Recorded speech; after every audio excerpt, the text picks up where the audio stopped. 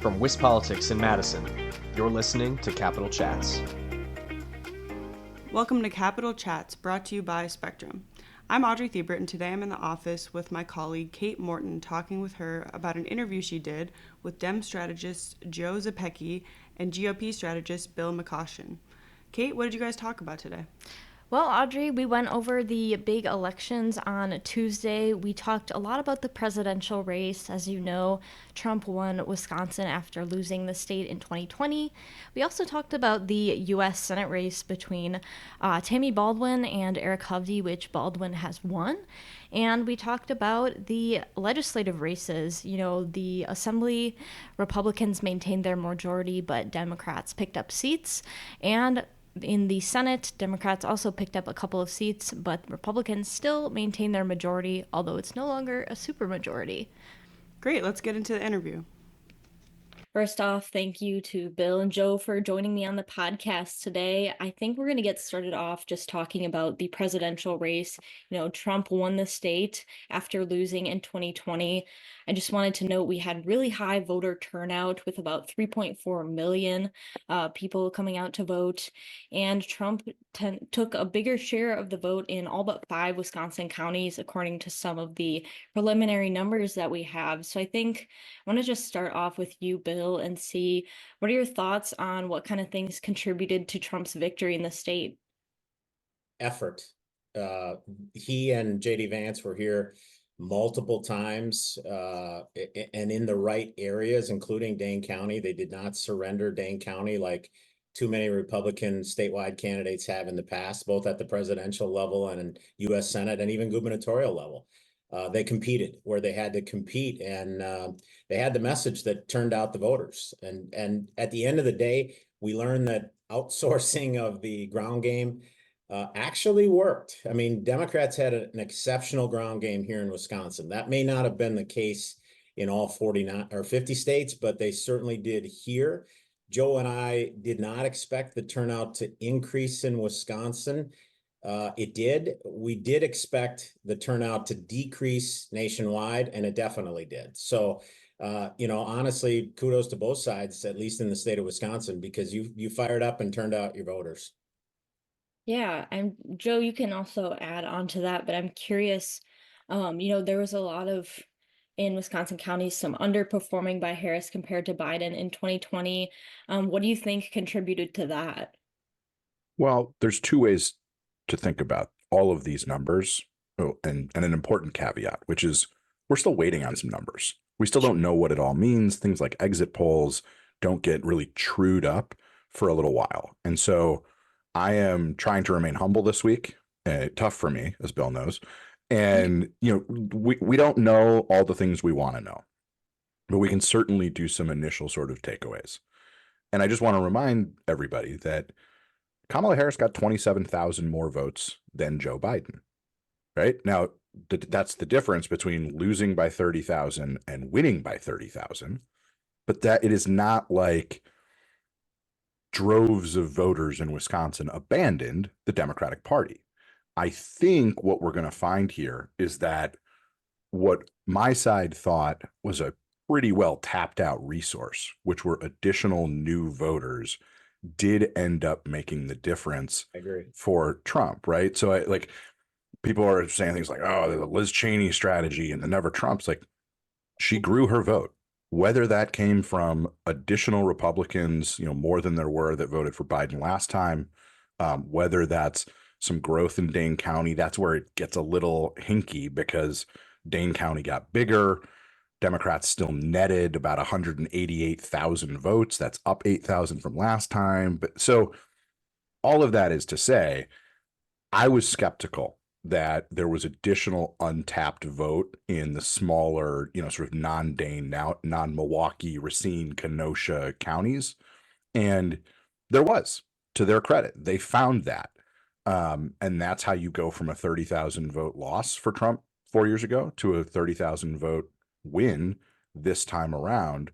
So I'm like skeptical of overreading what happened here, particularly in the wake of across all 7 battlegrounds, which it does look like Trump is going to get every single one of them. There's only a single one where he's going to get to 52% even. So I'm cautioning my friend Bill here to like not overread the mandate for change. But we can get into that.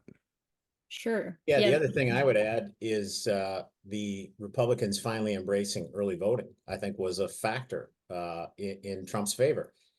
Trump told Republicans not to vote by mail or vote early in 2020, and he did the same thing in 2022. This time he had a different answer on this.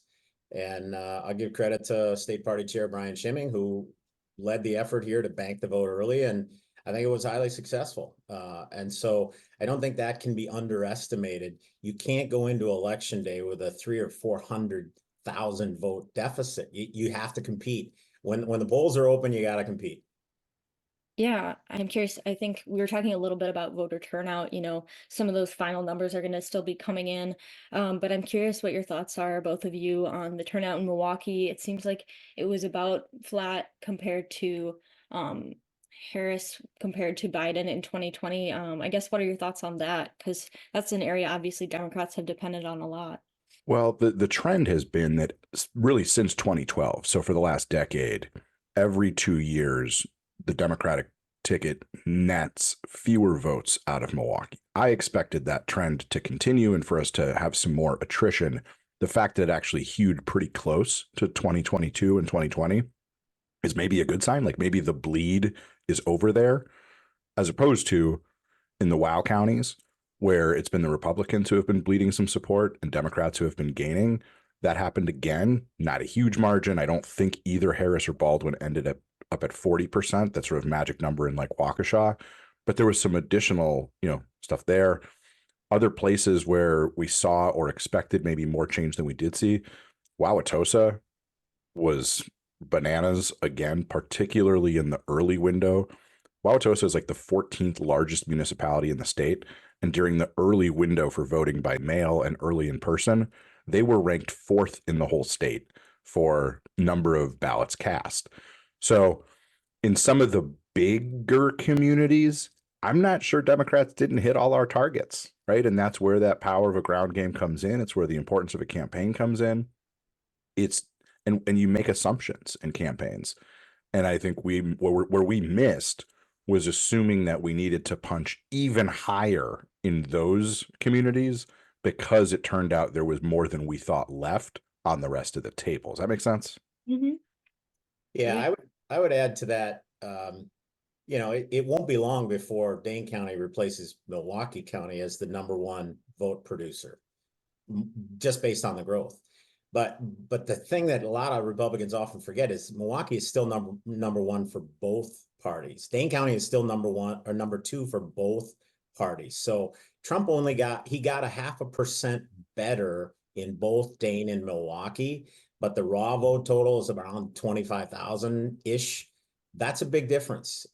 So while it may seem like a small percentage, they competed harder and did a better job where they had to. Now, having said all that, he did about a point worse percentage-wise in Waukesha County.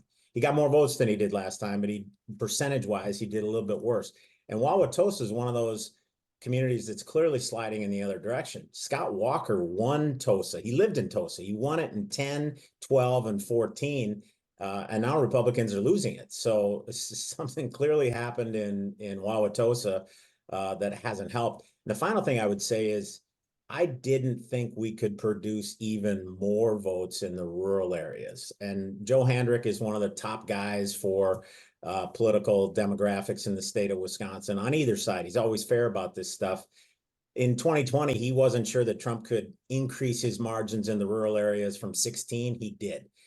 In 24, he wasn't sure that there was any more votes to be had in the rural areas. There was, and Trump found them. So to Joe's point, I would wholeheartedly agree that Republican focus on what they call low propensity voters, how they score as 0 to 1, meaning they may have only voted once in the last 8 years. They may have voted no times in the last 8 years. They found those people and turned them out. Yeah, I'm curious. Another factor that's been talked about is, the fact that President Biden was in this race until pretty recently over the summer. And that was a really big transition for Democrats. So I'm curious, maybe we can start with Joe. How do you think that decision impacted the race? Did Democrats lose some momentum by kind of making this late term decision? What are your thoughts? To the contrary, I think we gained some momentum. One of the other assumptions that I was wrong about, and actually Bill is too, which is kind of funny, we were just both wrong in opposite directions, is we were both very, very circumspect about the polling and whether they would actually get it right. And it turns out that for the most part, they kind of did. And so therefore, you kind of got to rethink your priors. And so if you look at what the polling was in May, June, July, Joe Biden was getting destroyed. I mean, this, it was like a 6 or 7 point margin in all of the swing states. And so the decision that he made to step aside actually gave Democrats an opportunity. And that is among the reasons that I am here to uh, warn my fellow Democrats, caution them against too much Monday morning quarterbacking about Kamala Harris. In 107 days, I think she actually did run a pretty good campaign. Bill may disagree. I know there's some things about her that he does not see eye to eye with me on, but to in 107 days go from not a major party nominee to raising $1 billion, defeating a former president in a debate, narrowing a 6 point gap across all of the swing states, and getting to the place where she did is a pretty remarkable effort. I would say, the Biden effect is a little bit about Joe Biden and is a lot about what is something that is happening globally. I shared with Bill this morning.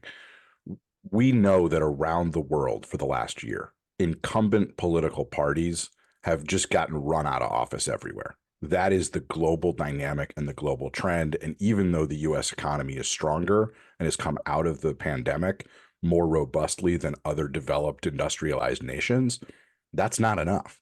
People really, really hate inflation. And the best take that I've seen before I turn it over to my friend Bill, I will not take credit for this. PG and Greco, great male guy out of Chicago, said, in retrospect, perhaps it was silly to believe we Democrats were going to win anything when 2/3 of the country says we're off in the wrong direction, and the incumbent president, who's a Democrat, has an approval rating in the high 30s or low 40s. That is a level of political gravity that is really, really hard to fight. And so, multiple things are always true at the same time. We were swimming upstream.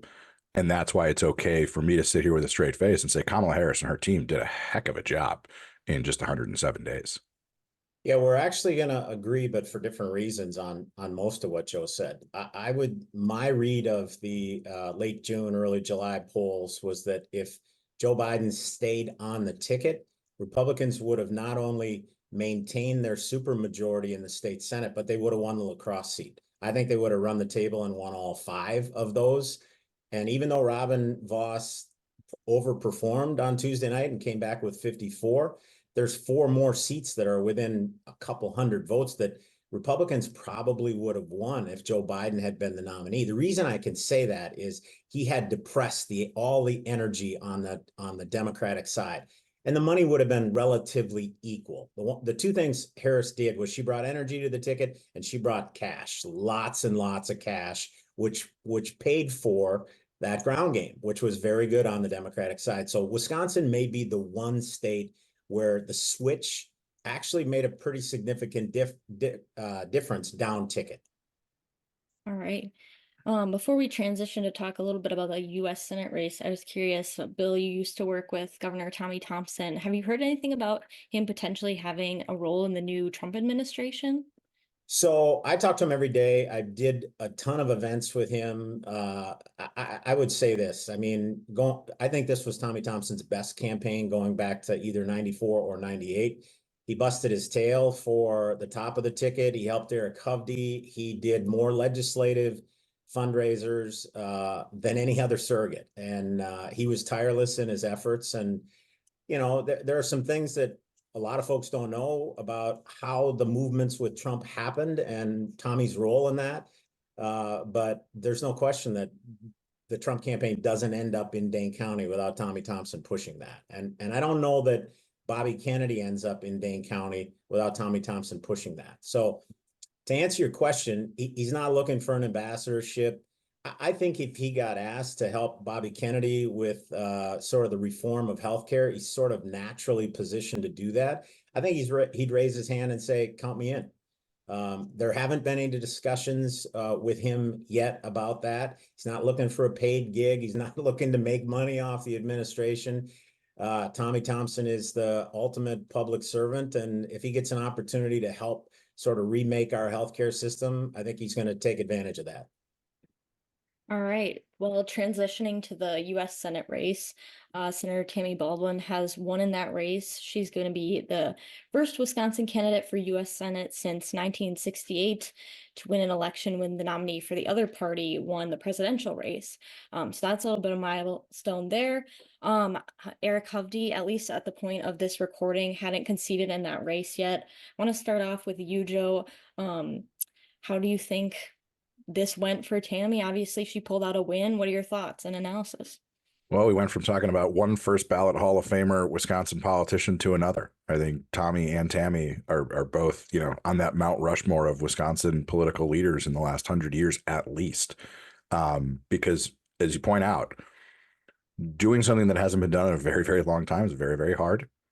Doing something in the face of, $20-30 million in the last month of straight negative attacks of a pretty nasty nature.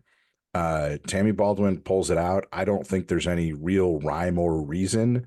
Not any one geographic area you can point to that says this overperformed or she did way better than Harris her.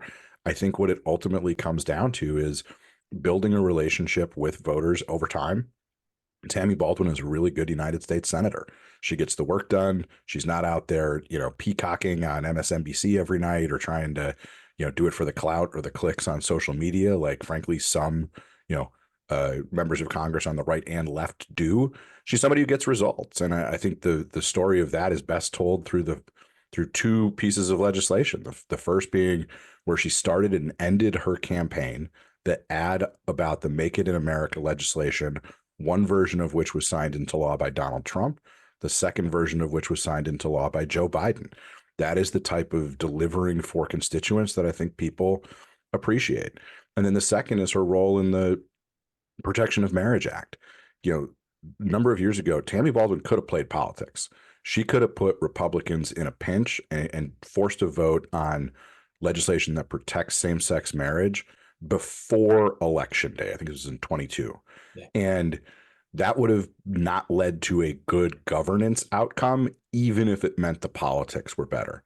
Instead, she waited until after Election Day during the lame duck period, and more Republicans were able to come across the aisle and vote in a bipartisan fashion to protect marriages in this country.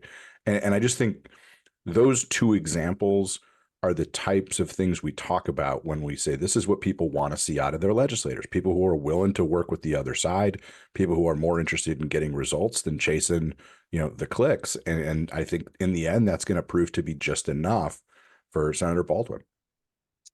Few things. I believe Eric Hovde got the most votes of any GOP statewide candidate other than Donald Trump ever here in the state of Wisconsin on Tuesday night. And Marquette had him down 6 in September. Maybe it was 7. A lot of national pollsters had him down 8 or 9. I think he had the best close of any I've seen in politics in Wisconsin in a very long time, and came within a point of this. In my opinion, if Eric Hovde decided in a few months that he wanted to run for governor in 2026, I think he clears the field and becomes the nominee for Republicans. Because of the goodwill he's built out there. People were excited about his campaign. They wanted to be part of his campaign. And the reality is, and this is unique to this race, the third party candidates were the difference. Both Philip Anderson and Thomas Lager are right leaning. Thomas Lager even ran under the America First brand, and he got more than 20,000 votes. The total combined for those two is about 70,000 votes. I raised this on a radio show, Joe and I did, that was my concern, is they may be pulling votes away from him. And at the end of the day, when Eric Hovde only loses this race by 27,000 votes, I think they are the difference in this. So Hovde's got some choices to make. I think waiting for the Ron Johnson seat in 4 years is too long. In politics, your name ID diminishes very, very quickly. But if he wants to strike while the iron's hot, if I'm him, I'm throwing my hat into the governor's race in 2026. I would agree in part and disagree in bulk with my friend Bill here. As I said earlier, multiple things are always true at the same time. Yes, Eric Hovde got more votes than anybody else, including Donald Trump in 2020, Yep. for example. Yep. And it turns out to have been such a nightmare for incumbents' political environment that I can make with a straight face an argument that Eric Hovde being an even marginally better candidate, like Tammy Baldwin shouldn't have had a chance in this race, right? To that point I made earlier about the wrong track numbers, the political standing of the incumbent Democratic president. I'm not saying Eric Hovde was the worst of the Senate candidates this year or the last time through, but I did not think he was a particularly unique Republican candidate. I thought he was sort of, to use the baseball, statistics analogy, he was sort of a replacement level player. There was nothing particularly unique that he offered.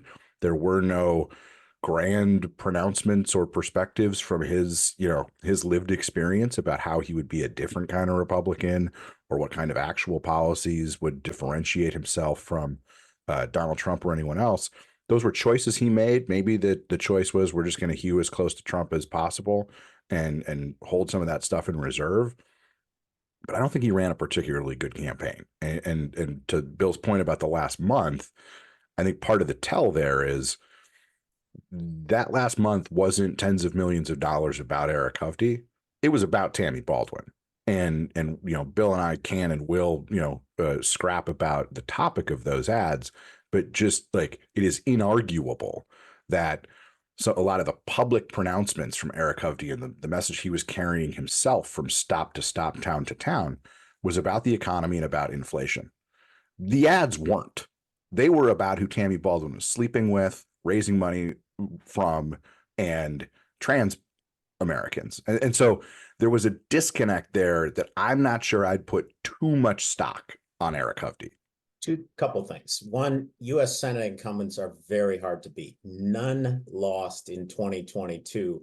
3 lost in 2020, and 2 of those were in Georgia. And I would argue that the president's handling of Georgia had a lot to do with those 2 Republicans losing. So it's a tall mountain to try and defeat a U.S. Senate incumbent of either party.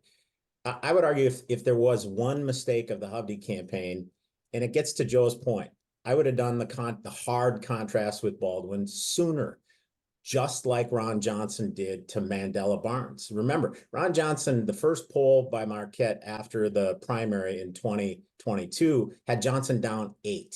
He went to hard contrast immediately, right? And had Hovde done that, he might have been able to close on the economy, which was his strength. I mean, that's his bread and butter. So I still think they had a great close. If I would have changed anything, I would have moved up the contrast piece sooner based on the incoming. He was getting hammered and hammered and hammered. And she kept driving up his negatives, and at some point you got to even that out.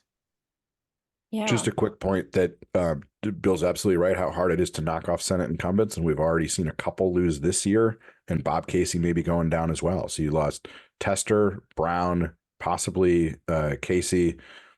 Makes this, I think, one of the worst cycles for incumbent U.S. senators in a long time. Yeah. Yeah. Well, I want to make sure we can get to legislative races. So obviously in the assembly, it looks like we're looking at about a 54-seat GOP majority again under the new maps. Sorry, not again. Dems earned some seats. And in the Senate, Dems picked up some seats, but they didn't end up getting quite close enough to a majority. That's something that might be possible in a couple years. I'm just curious what your thoughts are and main takeaways from these legislative races. Maybe start with Joe. Well, there was always a 3-step process from the Democratic side of the aisle in terms of how we thought about this. And step 1 was get fairer maps. Check, mission accomplished. Step 2 was demonstrate that there are more competitive races under those maps. check, mission accomplished. In the state Senate, we knew that it was always going to be a 2-cycle proposition. We did what we had to do to make the state Senate gettable in 2026. We knew it was always going to be a stretch to flip the assembly in 1 cycle, and what it was going to take just didn't materialize, right? For Democrats under these maps to get to majority, you really have to have Democratic overperformance at the top of the ticket. Obviously, with the presidential race, we didn't see that, nor in the Senate race. And so, but we gained ground, and, we saw more competitive races across the state. The third step is the one that comes next. And we just don't know, and we won't know until we do, which is, do these fairer maps and more competitive races change the incentive structures, particularly for Republican legislators? Does it force them to the table to compromise a little bit more, to work more willingly with Governor Tony Evers, with their Democratic counterparts from the minority? There just hasn't been, for a very long time, much incentive for Mr. Voss and his caucus to care what Democrats thought at the legislative level. Like, that's a luxury you get when you have 62, 63, 64 seats. And so that's what I'm most interested in now, is once we get to January, once we start the budget process, does the fact that more Republicans are going to see, like, what happened to the Dewey Strobels of the world, are going to know that their district lines are a little more competitive, is that going to be enough to make Madison work a little bit better? And by better, I don't mean the outcomes. I just mean, let's get these folks in a room talking to one another like they did in the Thompson days. Bill can tell you a lot more about that than I can, but that's the problem, right? From my standpoint, is like, it's just been 2 entirely different caucuses with no reason to work together. Bill, am I onto something here? Yeah, I would say you need 3 things to win elections. You need message, organization, and money, mom. And in most cases, money isn't the determining factor. I think in the state Senate races in particular, it was. And I'll use the 14th Senate district as an example. I mean, according to Marquette, the top 2 issues far and away, economy was number 1. Immigration and abortion, at least in Wisconsin, were roughly tied on their final poll. And that was sort of consistent throughout the general election. Sarah Kieski ran ad after ad after ad about abortion and healthcare, women's healthcare, against Joan Baldwin. And she swamped her, right? I mean, she forced an issue into a district that probably wasn't thinking a lot about abortion. They were probably thinking about the economy like all the rest of the voters in the state of Wisconsin. But the ads were 8-1 negative against Joan Baldwin. So I think money was a factor there. I think money was a factor in the Dewey Strobel district against Habush-Sinneken. Jody Habush-Sinneken. Yeah. And honestly, I didn't think Habush-Sinneken and Sarah Kieski were actually good matches for the district that they were running in, but it didn't matter. They had enough money to define themselves, and better yet, define their opponents and drive up their negatives, that they won. So I think money was a very significant factor as it relates to the state Senate races. On the assembly races, I got to give Robin Voss credit. He gets his head beat in, by people on our side. The guy recruited great candidates. They worked their tail off. He had enough money to compete. And, but for a couple quirks, like in the Amy Binsfield seat in Sheboygan, where the local county party didn't help her, and she still only lost by 100-ish votes. I mean, he had a spectacular night.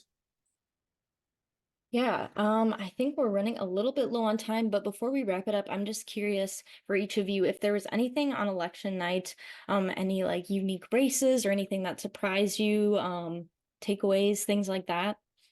My big takeaway, my big surprise and not surprise, was Todd Novak in the 51st Assembly District. I mean, he overperformed the top of the ticket by double digits. This is one where they thought they finally had Todd because they made his bad district even worse. And here he is coming back for re-election. Yeah, Joe, anything for you? My big takeaway is just to remind folks that nothing lasts forever. And I would be really careful about overreading any one election. It is kind of lore on our side. that in the wake of the 2008 presidential election and the state elections, where Barack Obama won handily, Democrats won majorities in the legislature, there's this famous front page from days after, I think it was the Wisconsin State Journal, that posed a question: is Wisconsin forever blue? Well, by 2010, it had been totally reddened, and Democrats were in the wilderness for basically a decade. And so I just put that out there to caution my Democratic friends, maybe to reassure my Democratic friends, and to caution my Republican friends that talk of realignment or mandate is really easy to jump to in the sort of after the thrill of victory or the agony of defeat. We are living in turbulent times. Our politics reflect that, where we've seen more sort of snapbacks and forwards at the national level in the last 15, 20 years than in any time in American history, as far as I can tell. And, that we've been a little bit inoculated from that at the state level, but not entirely. And so, to my Democratic friends, don't despair, stay in the fight. And to my Republican friends, know we're going to hold you account, and don't get too heady over there. I mean, if you want to, you're just going to make our job easier. All right. Well, thank you so much, you guys, for joining and sharing your analysis. I really appreciate you coming on the podcast. Thanks for having us. That was Kate Morton on Capitol Chats. For more about state politics, you can head to our website at wispolitics.com. And for now, I'm Audrey Thiebert. I'm Kate Morton. And that was Capitol Chats, brought to you by Spectrum.